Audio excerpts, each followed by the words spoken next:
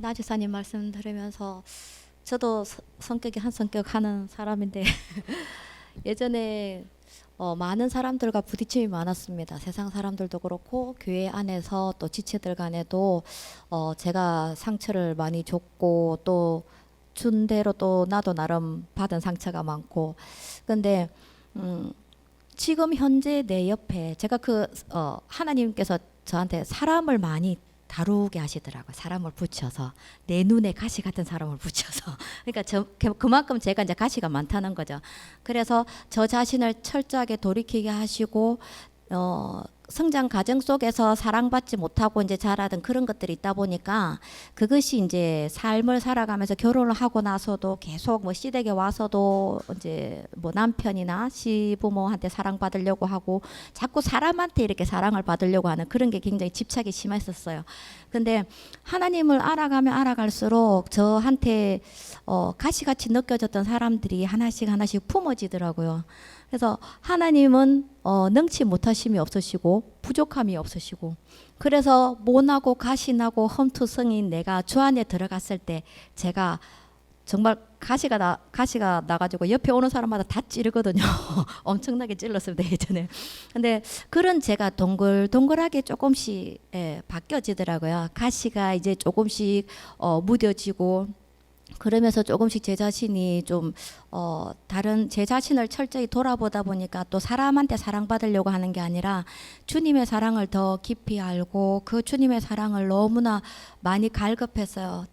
정말 하나님 사랑 알고 싶다고 누리고 싶다고 그게 어떤 건지 그 높이와 깊이와 넓이를 나 정말 알고 싶다고 울부짖으면서 정말 오랜 동안 몇 달 동안 기도했을 때 주님께서 그걸 주셨고 그러면서 또 십자가의 복음도 깨달아가면서 제가 조금씩 바뀌어가더라고요.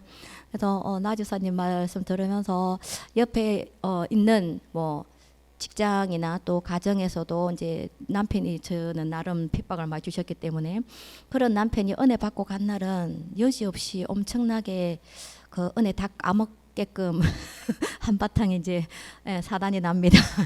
근데 제가 십자가 복음을 알고 나니까 그런 남편을 술이 많은 채에서 와서 저를 힘들게 하고 애들을 울리고 하는 남편을 보듬고 제가 아기 재우듯이 또다끓이면서 재우고 있는 제 모습을 보면서 주님의 역사는 대단하시다 그런 생각이 들면서 정말 옆에 누군가 가시 있는 사람 그 사람이 내 눈에 가시처럼 느껴지는 그 사람이 잘못된 게 아니라 나주사님 말씀하신 것처럼 내 자신이 잘못되었기 때문에 저 사람이 내 눈에 가시처럼 보이는 거예요. 그래서 내가 주님 안에 거해 있으면 절대 가시 같은 존재가 내 옆에 없습니다. 그 사람이 실질적으로 가시로 나를 찌른다 할지라도 우리 주님은 가시 채찍으로 갈고리 채찍으로 맞고 가시 면류관을 쏘고 십자가에 달리셨지만 그 주님은 누구도 원망하지 않으셨거든요. 그저 아버지 뜻이 이루어지기를 원하셨습니다. 그래서 우리가 그런 주님이 이 땅에 오신 뜻은 우리로 내가 이렇게 너희에게 본을 보였으니까 너희도 이렇게 하면 돼. 그러면 너희가 자유함을 얻고 진짜 묶여있는 세상의 사단의 권세로부터 풀러 자유함을 얻어서 너희가 나와 함께 할 수 있어. 내 평강 안에 너희가 거할 수 있어. 나는 너희가 평강하기를 원한단다. 나는 너희가 나와 함께 하기를 원한단다. 그렇게 항상 주님은 우리로 부르시거든요.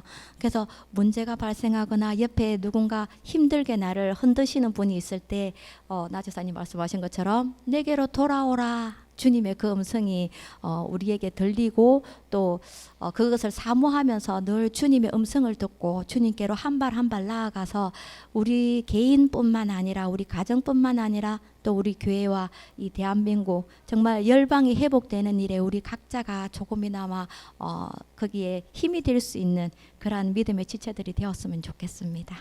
권사님께서 동글동글해지신 성격으로 변하신 다음에 제가 와서 정말 큰 축복이라고 생각합니다.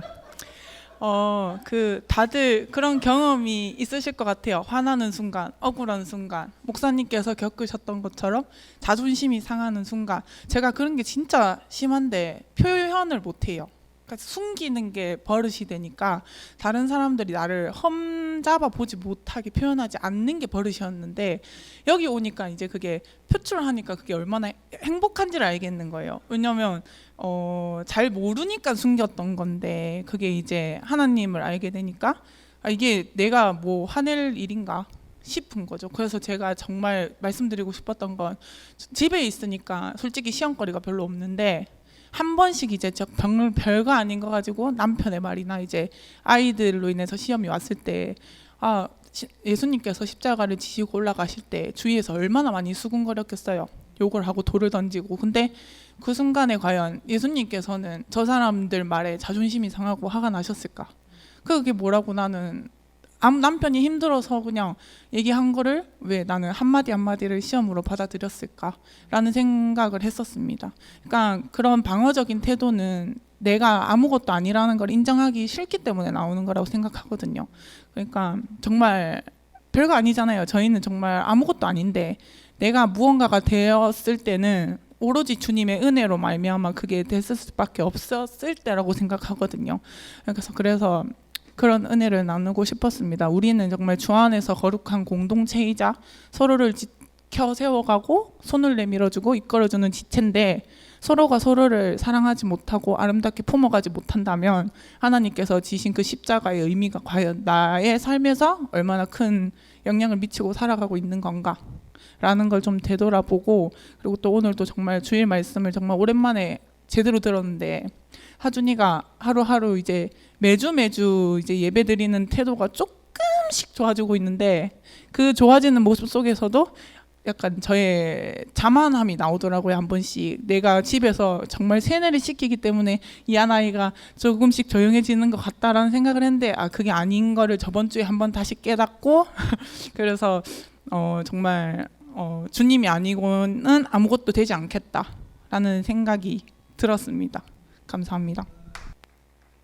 안녕하세요. 너무 오랜만에 나와가지고 어떻게 시작을 해야 될지 모르겠는데 주님 없이는 아무것도 할 수 없습니다 라는 게 저입니다. 정말 직장을 나가보고 일을 시작하다 보니까 좀 그런 걸 많이 느끼게 되는 것 같아요. 정말 주님 없으면은 나는 아무것도 할 수 없고 삶을 살아가면서 내가 무언가를 하려고 했었을 때 그 일은 그 문제 해결을 하지도 못할 뿐더러 계속 둘러간다는 거죠. 근처에도 못 가고 계속 둘러간다는 거죠. 근데 그렇게 하면서 무너지고 좌절했었을 때 그때 항상 주님은 근데 제 옆에서 준원아 나를 봐야지 항상 말씀을 해주시더라고요. 항상 사랑으로 저를 보듬으시려고 항상 옆에 계셨는데 저는 그런 주님이 아니고 세상이었고 제 생각, 제 뜻이 먼저였더라고요. 그러면서 이제 아무래도 피아노를 제가 치다 보니까 반주하면서 되게 은혜를 많이 받아요. 이제 집에서 일 마치고 오면 뭐 9시, 10시 이렇게 되는데 한 3시간씩 치고 뭐 12시, 1시 돼가지고 자고 이렇게 하는데 그 시간이 피곤하지가 않고 주님이랑 온전히 1대1 관계가 유지가 되다 보니까 그 시간이 되게 행복하더라고요. 그래서 반주를 그렇게 치다가 이렇게 막 잠이 와요. 그러면 이제 그제서 이제 피아노 끄고 이렇게 가서 자고 그러는데 그러면서 이제 찬양을 자작곡 같은 것도 많이 만들고 주님과의 교제를 통하면서 만들어냈던 곡이 있는데 그 중에 이제 예수님은 사랑이다라는 곡을 만들었어요. 그래서 유튜브에 올리신 걸 몇 분 보셨을 텐데 가사를 한번 읽어드리겠습니다. 예수님의 사랑을 깨닫고 싶어요. 십자가 길 걸으신 주님의 사랑을, 예수님의 사랑을 전하고 싶어요. 날 위해 흘리신 십자가 사랑을. 못자국 난 손으로 어루만져 주시며 말씀하시기를 나는 진리이다. 나의 이름을 부르며 나를 믿거라. 그리하면 내 사랑 알게 되리라. 나의 이름을 부르며 나를 믿거라. 그리하면 내 사랑 전하게 되리라. 이런 말씀을 주셨어요. 그래서 주님과 계속 교제하다 보니까 찬양을 만들어야 되겠다라는 마음을 계속해서 주시더라고요. 그래서 예전에 교동문을 또 이제 말씀 시간에 교동문을 또 읽다가 보니까 이 말씀을 찬양을 만들어라 하고 저한테 말씀을 하시더라고요. 주님이. 그러니까 주님과 1대1 교제가 계속 되다 보니까 그런 게 계속해서 할 수 있고 나아갈 수 있고 주님께서 원하시는 그 방향대로 나아갈 수 있다라는 것이 되게 또 감사한 부분이고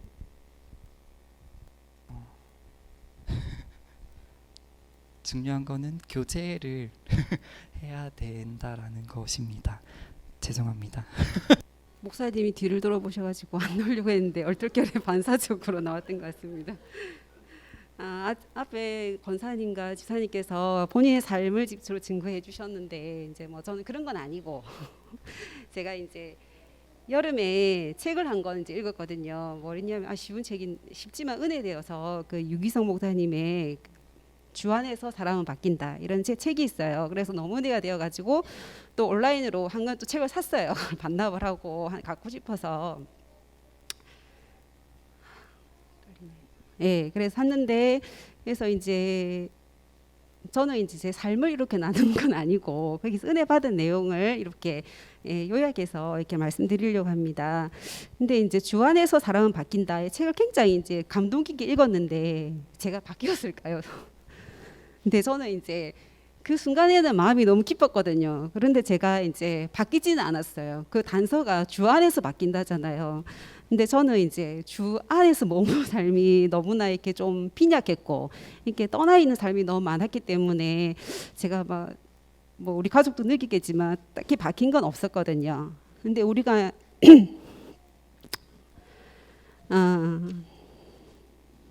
아이고 제가 원고를 조금 준비했는데 이걸 조금 끝나서 그래서 이제 제가 책에 있는 내용들 문장들을 인용하면서 그냥 이렇게 좀 간략하게 말씀드릴게요. 이제 성도님 여러분들은 사람이 변할까 하는 생각은 하잖아요. 그런데 뭐 설마 잘 변할까 하는 그런 마음도 우리 마음속에 좀 있잖아요. 저 사람은 좀 성격이 그래서 잘 안 변할 거야. 이제 이런 생각을 하게 되는데 근데 사람이 안 변할 줄 안다는 것도 하나의 믿음이라고 합니다. 그러니까 사람이 저 사람 안 변할 거야. 내가 생각하니까 안 변한다고 하거든요. 우리 마음이 그런 마음 솔직히 좀 있잖아요. 근데 뭐 타고난 성질을 어떻게 했어 뭐 이렇게 생각하잖아요. 그런데 제가 이 은혜 받은 내용이 뭐냐면은 우리가 타고난 성질을 어떻게 해서 생각하니까 우리 변화에 한계가 오는 거라고 말합니다. 하지만 사람이 변한다는 것을 믿는 것은 그 사람을 믿는 것이 아니고 그 사람과 함께 하시는 예수님을 믿는 거라고 하거든요. 여러분 안에 다 예수님 계시잖아요. 그러면 내 마음이 또 바뀌는 거예요. 안에 예수님이 계시는구나 이런 생각을 하게 되다 보니까 그러니까 우리는 함께 하시는 이제 주님을 바라보는 이제 믿음의 눈이 떠야 하고 그리고 내 가족, 내 자녀와 함께 하시는 주님을 바라보면 변화가 믿어질 것입니다. 그러면 우리가 이 책을 늘 보면은 주님 안에서 그 사람이 변화되었다는 것을 무엇을 보고 알 수 있을까요? 정답은 꼭 뭐라고 정답이라고 말하긴 그렇지만은 성령의 열매가 이제 그 사람한테 맺히는 겁니다. 9가지 성령의 열매 여러분 잘 아시잖아요. 뭡니까? 사랑, 희락, 화평, 오래 참음, 자비, 양선, 중성, 온유, 절제. 약간 뭐 시험지 답안처럼 이렇게 저희가 좀 알고 있는데 꼭 알아야 될 것 같고, 근데 알고는 있지만 우리가 이제 실제로 잘 맺지 못하고 있는 이제 그런데 이것도 그냥 제가 읽을게요. 우리가 잘 맺지 못하는 이유는 우리가 주님 안에 거하는 삶을 살지 못하고 있는 부분도 있고 성령의 열매를 맺는 것과 구원은 별개라고 생각하기 때문입니다. 구원은 믿음으로 받기 때문에 성령의 열매를 맺으면 좋지만 굳이 맺지 않아도 큰 문제가 될 것이 없다고 여기는 이제 그러고 합니다. 하지만 성령의 열매가 구원의 조건은 아니지만 구원의 중요한 결과라는 것을 알았으면 좋겠습니다. 그 변화는 예수 안에 있으면은 이제 성령의 열매가 맺힌다는 것입니다. 근데 주의할 것은 우리가 성령의 열매를 내 의지나 노력으로 맺으려고 하면 율법주의자가 되어버립니다. 그렇게 되면 위선자가 되고 끊임없이 다른 사람을 판단하는 자가 됩니다. 열매는 내 안에 계시는 주님이 맺게 하시는 것입니다. 정답은 여러분 다 아시잖아요. 내가 주님 안에 거하고 매일매일 그분과 교제하면서 갈망을 제일 중요한 건 갈망인 것 같아요. 아무리 옆에서 얘기해도 내 안에 갈망이 안 생기면은 그게 참 어렵더라고요. 내가 먼저 목사님 설교 말씀을 듣고 갈망이 생겨야 내가 순종하는 마음이 생기고 다가가는 마음이 생기고 그렇게 되면서 내가 주 안에 거하고 예, 이렇게 열매가 맺어지는 것 같습니다.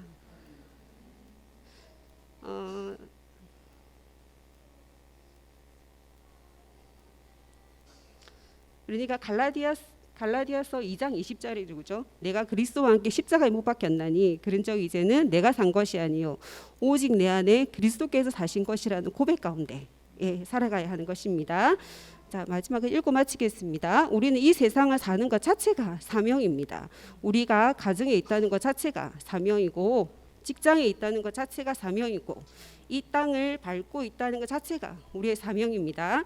원수도 사랑하는 사람, 항상 기뻐하는 사람, 범사에 감사하는 사람, 어떤 일에도 낙심하지 않는 사람, 두려움과 염려가 없는 사람, 엄밀한 죄도 지을 수 없는 사람, 고난도 축복이라고 여기는 사람. 우리 의지로는 너무 힘든 일이잖아요. 이거 이 모든 것이 주님 안에 거할 때 주님이 하실 줄 믿습니다. 아멘. 너무 떨렸어요. 여러분이 막 좀 부끄러웠는데 이게 떠는 목소리 내 귀에 다 들리니까 제가 이렇게 떠는 사람이 아닌데 너무 떨려가지고 좀 민망하긴 한데 이해해 주셨으면 합니다. 감사합니다. 제가 참 우리 주한이 이름을 참 잘 지은 것 같아요. 오늘 하루 주한이가 몇 번이나 불러질지 모르겠는데 그 주안이라는 거, 주안에 거하라. 주안에 거하면 모든 열매를 맺고 성령의 열매를 맺는다 그랬는데 주안에 있을 때 우리가 순종할 수 있다, 그죠? 근데 그 주안이라는 거, 주안에 거한다는 거, 그것이 도대체 뭘까요? 이 생각이 문득 들었어요. 글쎄 주안이라는 것에 대해서 정의를 가지고 계신 분 혹시 있으시나요? 주안에 거하는 게 뭘까요? 주안. 그냥 매일 주님을 생각하는 걸까요? 아니면 뭐 그럼 기도하는 거? 도대체 주안이 뭘까요? 주안.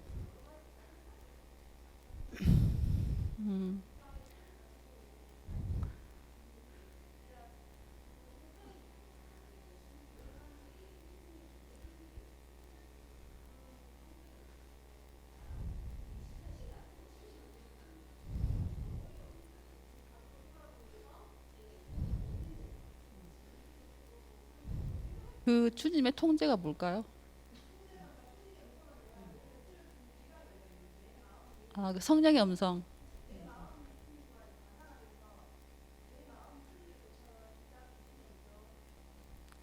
그 주 안에서 내 삶의 비전을 이루어가는 것, 주님께 주신 비전을 이루어가는 것. 예, 그렇게 해도 될까요? 예, 또 다른 분 안 계시나요? 근데 나를 부인하는 것은 어떻게 개념을 정리할 수 있을까요? 내가 주인되지 않는다는 거는 네, 나를 버린다는 것 자체는 그것이 바로 말씀에 순종하는 거라고 생각해도 될까요? 말씀에 순종하는 것, 그것이 나를 바로 죽이는 거고 제가 요한복음에 보면은 말씀이 육신이 되어 우리 가운데 거하심에 그 말씀이 곧 하나님이시니라 이런 말씀이 있죠. 그러니까 주님 안에 거한다는 거는 제가 생각하기에는 말씀 안에 거하는 것 같습니다. 우리 하나님께서 말씀을 통해서 주님의 그 말씀을 하시고 그 말씀은 그 자체가 하나님이시기 때문에 그 말씀을 우리가 온전히 묵상하고 그 말씀을 온전히 되뇌이면서 그 말씀을 글자로 읽는 것이 아니라 내가 눈으로 보고 스스로 만진 바 되었을 때 그 말씀 안에 거하고 그것이 바로 주님 안에 거하는 것 같아요. 이건 제가 저의 개념을 이야기하는 건데 혹시 또 다른 분 계시나요? 주님의 사랑을 온전히 알아갔을 때 그런 생각하고 내 생각을 온전히 주님께 집중했을 때 하나님의 사랑을 온전히 깨달을 수 있다. 예, 네. 네.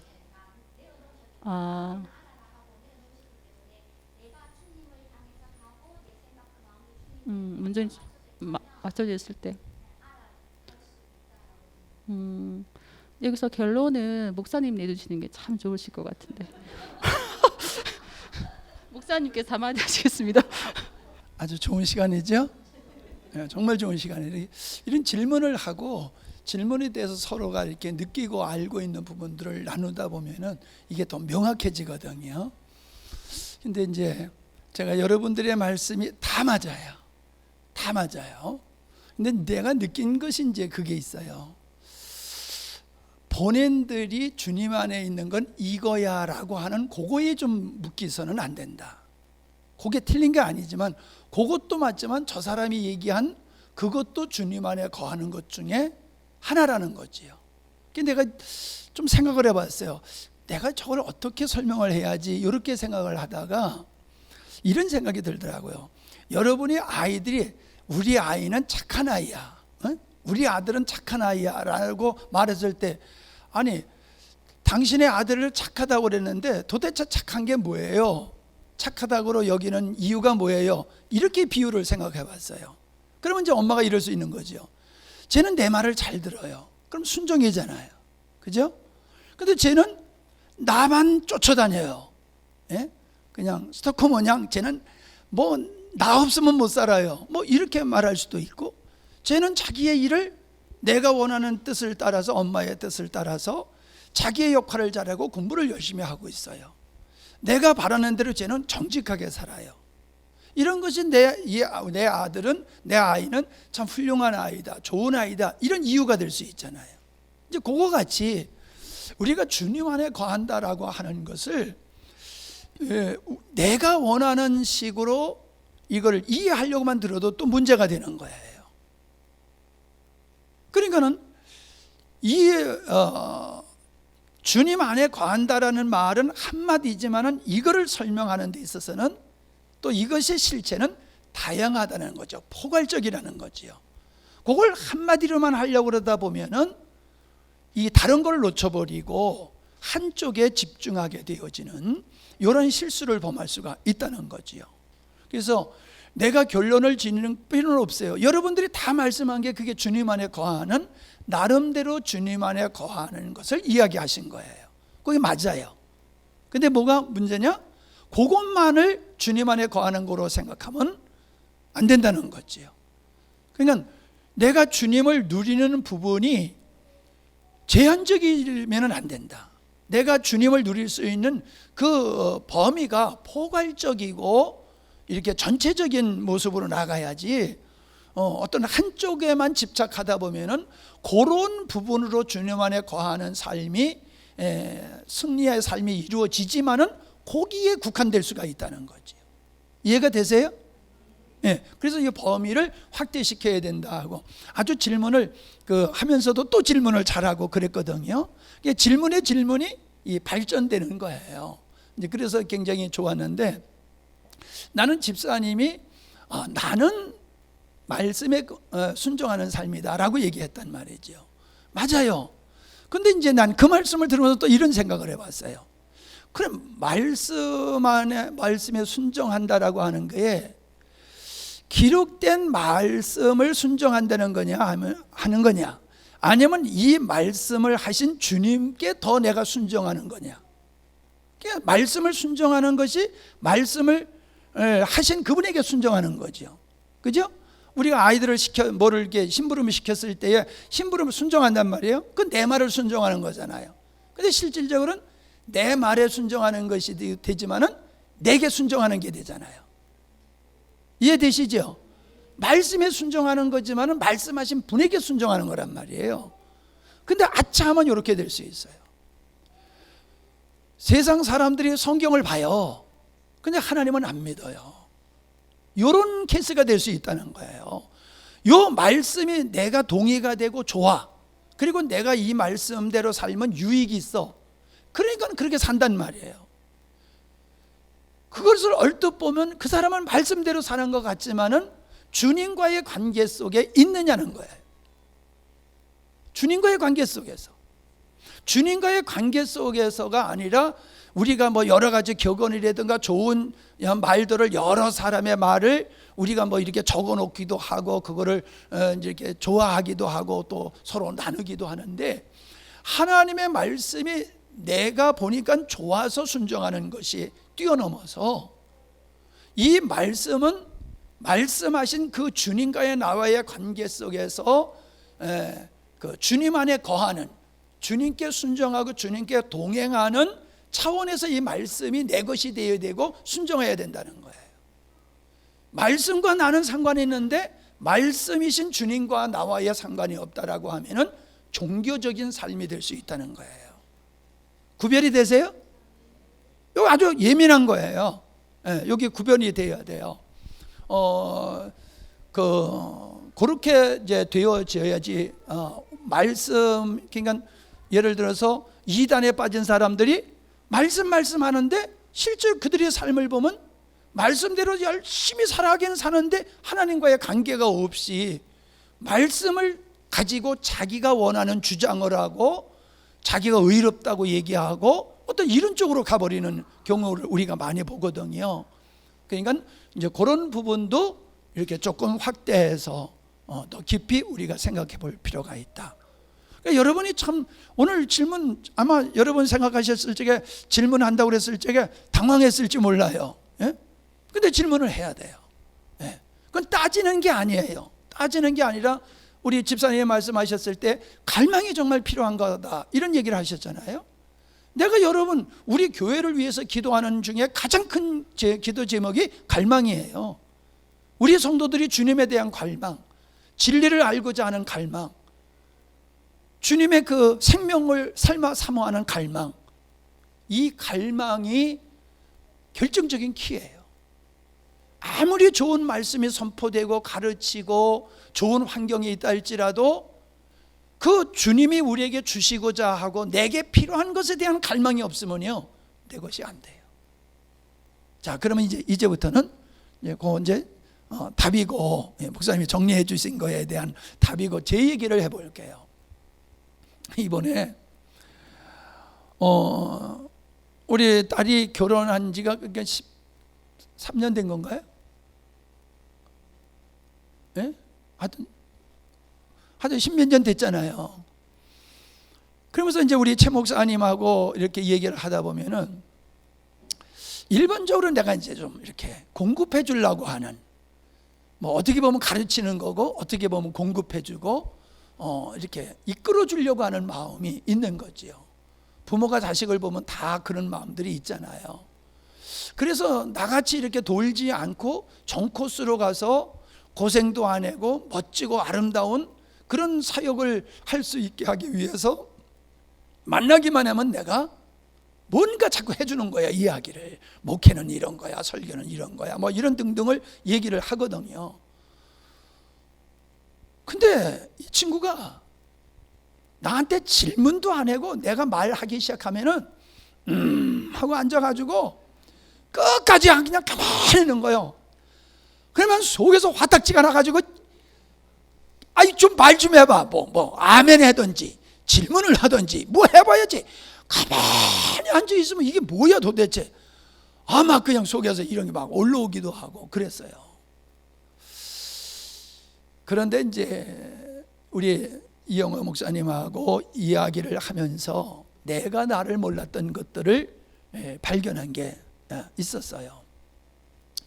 그런 것 중에 이제 결정적인 게 또 뭐냐 하면은 늘 얘기를 했음에도 여전히 내가 착각 속에 있는 게 뭐냐 하면은 내가 격려하고 지지하고 인정하고 기다려주고 포용하고 이런 것을 늘 얘기하면서도 나는 그런 것을 말하고 있으니까 내가 그렇게 하는 줄로 알고 있고, 그러나 요거 플러스 요것도 필요해 하면서 준 그 하나가 이 앞에 여러 가지보다 더 큰 거예요. 그게 부담이라는 거예요. 부담. 그러니까는 내가 얘기하면 일단 벌써 부담을 팍 느끼는 거예요. 그러니까 대화가 안 되는 거예요. 대화가 내 수준과 그 친구의 수준, 내가 주려고 하는 열정과 사모하는 갈망, 이게 맞아떨어야 되는데 이게 안 맞는 거예요. 그러니까는 내가 가기만 하면은 인사하고 좋아하고 막 잘 지내다가 내가 입만 열면 그때서부터 뭐 그냥 긴장해가지고 막 이러고 있는 거예요.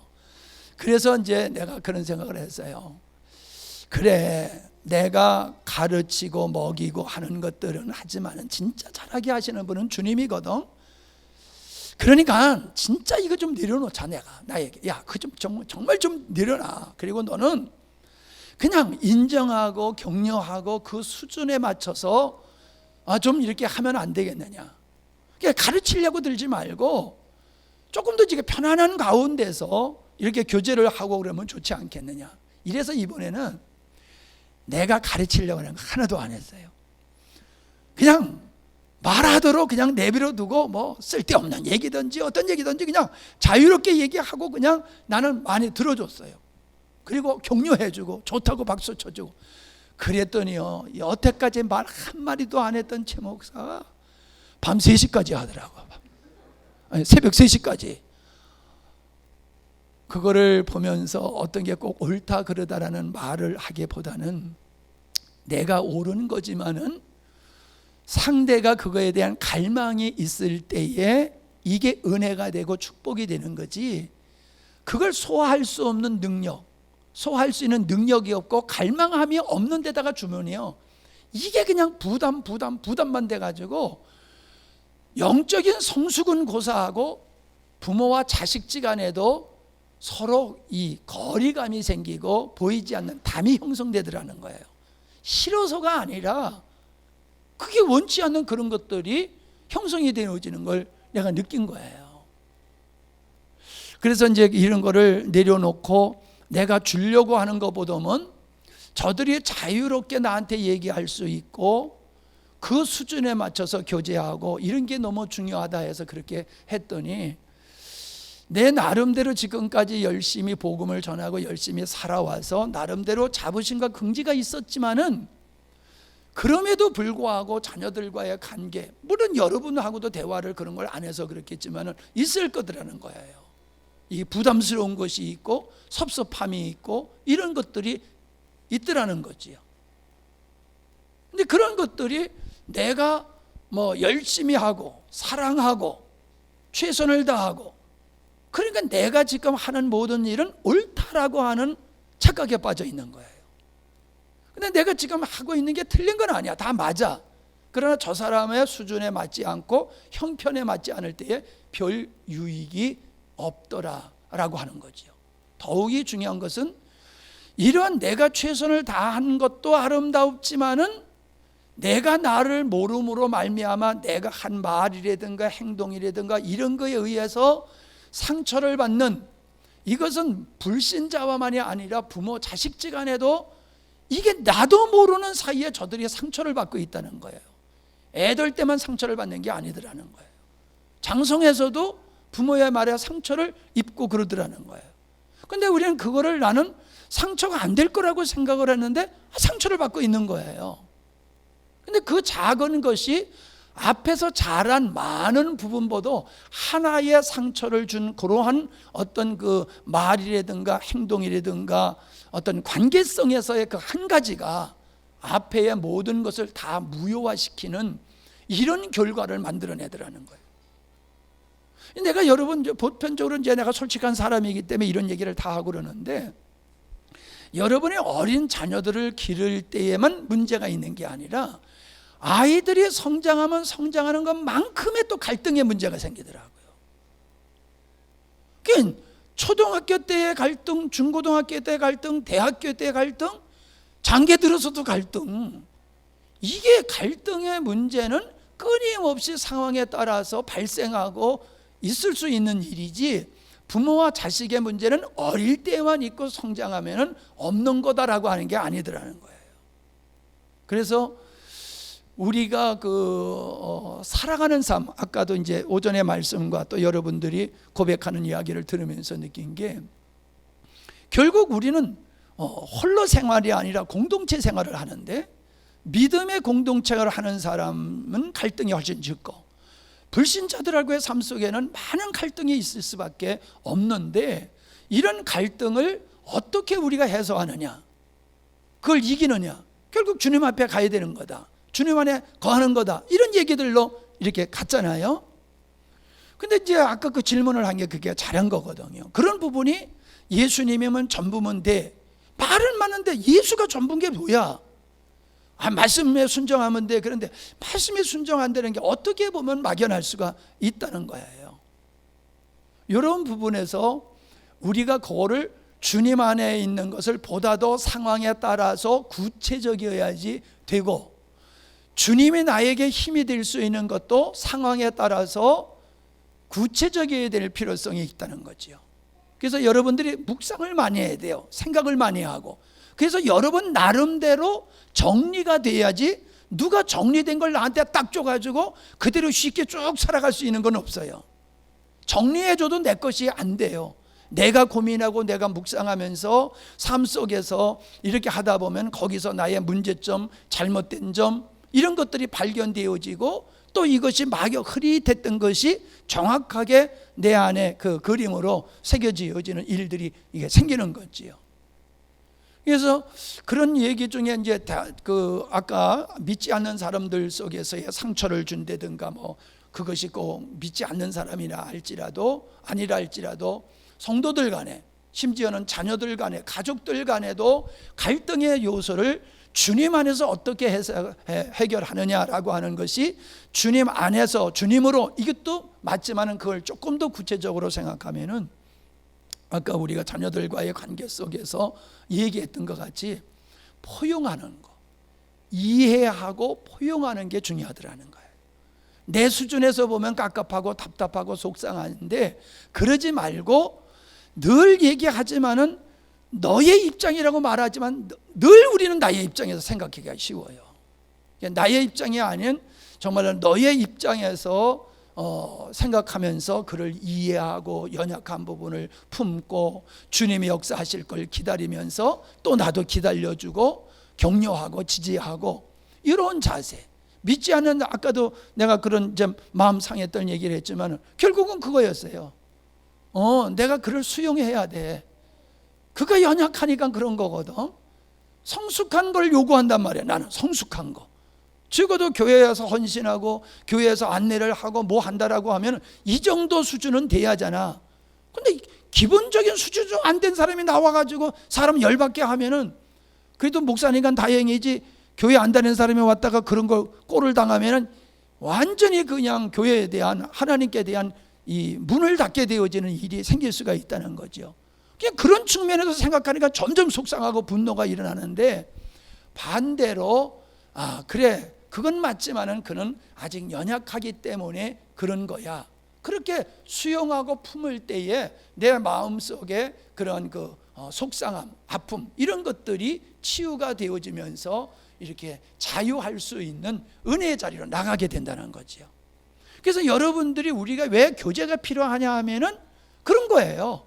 그런 사안 속에서 어떻게 우리가 주님 안에 거하고 어떻게 그 문제를 주님 안에서 우리가 그걸 극복하고 좋은 관계를 만져 나가느냐라고 하는 것이 학문적으로 가리키는 게 아니라 우리의 삶 속에서 경험했던 이야기들을 나누다 보면은 하나하나가 우리에게 그게 교제가 될 수 있고 말씀이 될 수 있고 우리를 이렇게 또 풍성하게 하는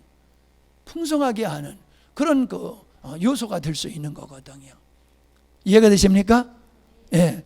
아주 오늘 지난주보다 훨씬 더 아주 은혜롭게 잘 하셨는데, 정 집사님도 떨리는 건 보였지만 내용은 아주 좋았어요. 예. 이제 자꾸 나와서 하다 보면은 그게 희한해요. 목사님 나도 떨어요. 예. 우리 교회에서는 안 떨어요. 왜? 가족 같으니까 우리 교회에서는 안 떨어요.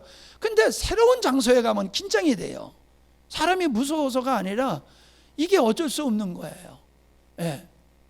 그래서 이렇게 여러분이 나와서 이렇게 떨린다고 하는 걸 너무 부담 갖지 말고, 떤다고 하는 걸 부끄럽게 생각하지 말고, 이렇게 자꾸 하다 보면은 자연스럽고, 하다 보면은 이것이 더 명확하게 내 것이 되어지고, 이게 주님이 오늘도 그래 통로라고 그랬잖아요. 주는 게 통로다. 말씀도 통로예요. 예, 말씀도 통로예요. 여러분이 나와서 하는 그 말씀을 통해서 주님이 우리에게 은혜 주시는 통로로 쓰임을 받는 거예요. 개인의 간증, 신령한 간증만 하지 마세요. 나같이 실패한 간증도 하세요. 예? 목사가 설교하면서 실패한 간증하는 거 쉽지 않거든요. 하세요, 그런 거를. 그런 걸 통해서 속에서 씨름하고 이러면서 결국 어떻게 승리의 자리로 결국 나가게 되고 우리가 더 성숙되어지느냐, 이런 쪽으로 보는 거지 완벽한 모습만 보이려고 들면 안 돼요. 예, 목사도 완벽한 모습 안 보이는데 여러분 너무 폼 잡고 긴장하지 마시기 바랍니다. 할렐루야. 감사합니다. 내가 많이 피곤해요. 설마 같으면 요즘은 이제 막 피곤하고 입술이 막 부풀라고 그냥 막 순복하고 막 그러는데, 참 우리 교회 하나님의 사랑하시는 아름다운 교회입니다. 이번에 서울 가서 들은 얘기인데 아픈 얘기예요. 두 가지인데, 역시 예상한 대로 부속 건물들을 계속 이제는 새로 내놓는 일들이 생기는 거예요. 헌금이 안 들어오고 교회 운영이 안 되니까 뭐 예를 들어서 교육관을 뭐 학원으로 내놓는다든지 뭐 어떤 이렇게 다른 용도로 활용하도록 임대를 내놓는 일들이 시작이 됐더라고요.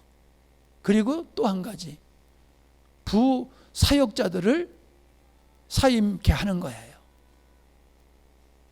또 한 가지, 이게 정확한 건지 모르지만은 교회를 예배당을 내는 숫자가 180교회 정도가 된다, 이런 얘기를 하더라고요. 난 그건 아직 숫자는 신빙성이 없다고 생각하는데, 분명한 것은 교회를 이게 안 되기 때문에 비전이 있고, 그러니까 교회 예배당을 매각하는 일이 발생할 거다라고 하는 것을 이미 알고 있었고 또 발생할 거라고 그랬는데, 그런 얘기들을 이렇게 하는 것을 들으면서 역시 우리가 생각한 대로 이렇게 흘러가고 있구나라는 생각을 했어요.